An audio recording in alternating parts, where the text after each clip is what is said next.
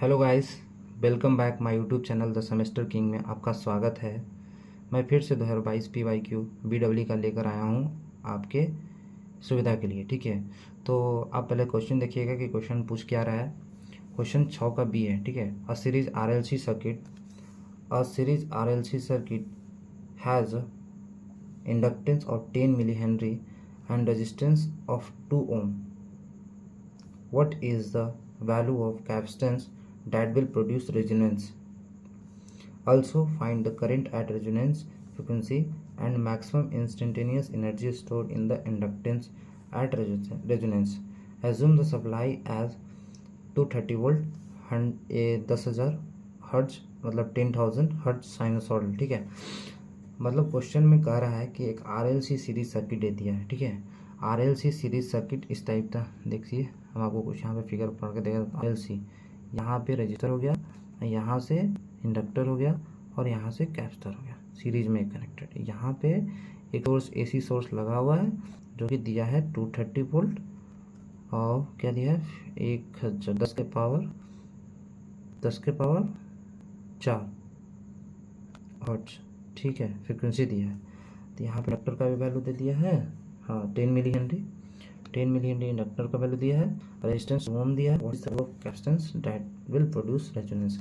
मतलब resonance case में आपको कैपेसिटेंस निकालना है। ठीक है, और फाइंड करना है, करंट भी फाइंड करना है रेजोनेंस फ्रीक्वेंसी के केस में। ठीक है, और maximum instantaneous energy store in inductor at resonance. देखिए रेजोनेंस के केस में कितना इंडक्टर एनर्जी को ऑब्जर्व कर रहा है वो निकालना है, मैक्सिमम इंस्टेंटेनियस एनर्जी स्टोर।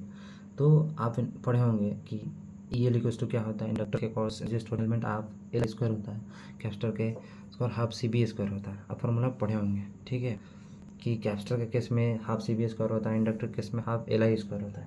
ठीक,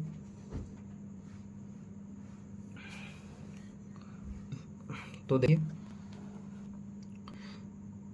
सबसे पहले क्वेश्चन में बोला हमको निकालने के लिए कैपेसिटेंस। तो कैपेसिटेंस निकालने के लिए आप पढ़े फॉर्मूला पढ़े होंगे कि X कैपेसिटेंस निकालना है। ठीक है, तो आप पढ़े, सबसे पहले आप बेसिक जानिए रेजोनेंस में कि एट रेजोनेंस के केस में क्या क्या होती है। ठीक है,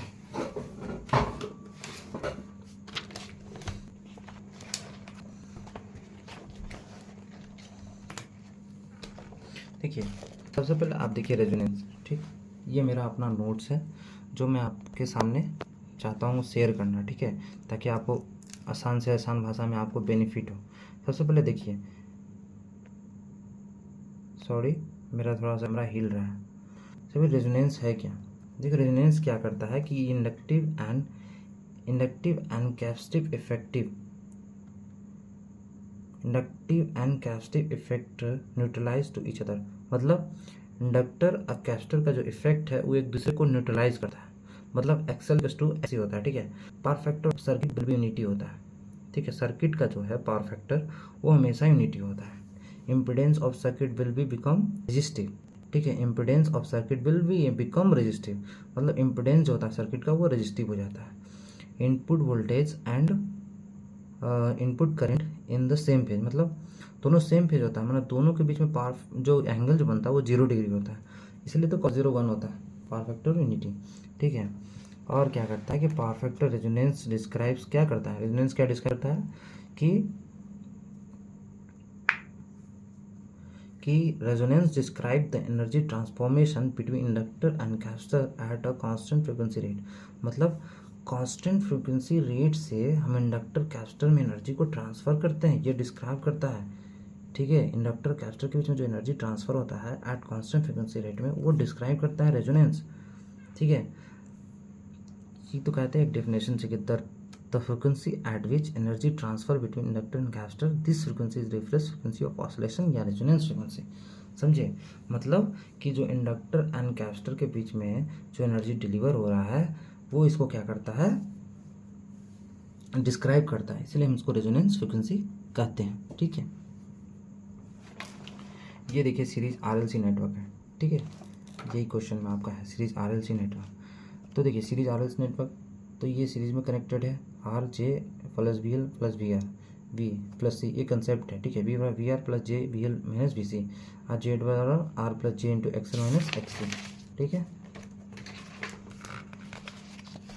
कंडीशन फॉर रेजोनेंस, ठीक है, इमेजिनरी पार्ट ऑफ जो वोल्टेज होता है उसको 0 पुट कर दीजिए, या फिर इमेजिनरी ऑफ जो इम्पीडेंस होता है उसके बराबर 0 पुट कर दीजिए।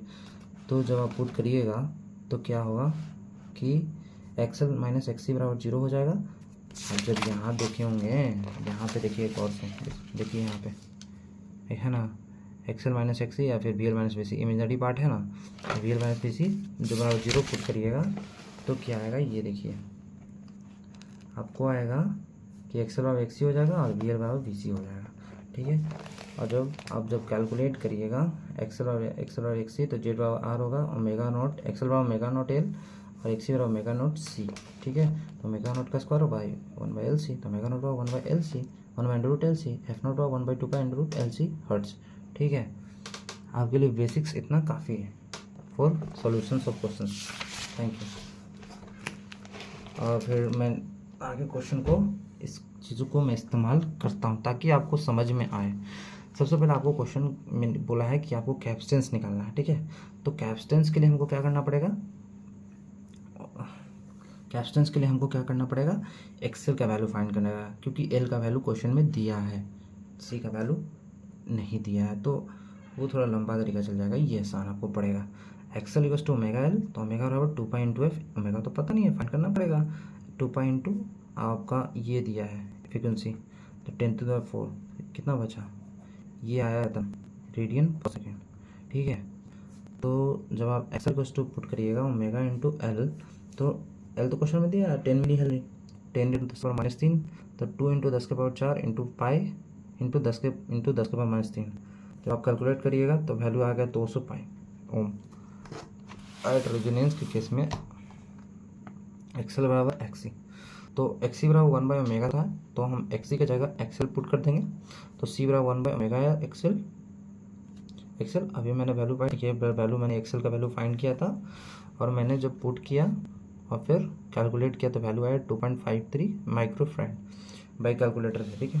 फिर क्वेश्चन कहा है रेजोनेंस के केस में हमको निकालना है करंट का वैल्यू, तो आई बराबर वी बाई जेड, तो जेड बराबर √r² प्लस x², ये मेरा क्या आ गया, ओम आ गया, इम्पीडेंस आ गया।